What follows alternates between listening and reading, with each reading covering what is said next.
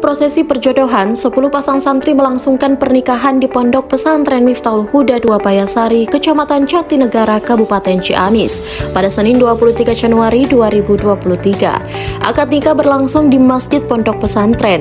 Nikah masal ini merupakan kurikulum agenda tahunan Pondok Pesantren Miftahul Huda 2 Payasari. Terang Ketua Yayasan Pondok Pesantren Miftahul Huda 2 Payasari, Kiai Haji Nonop Hanafi, usai prosesi akad nikah melansir Kompas.com.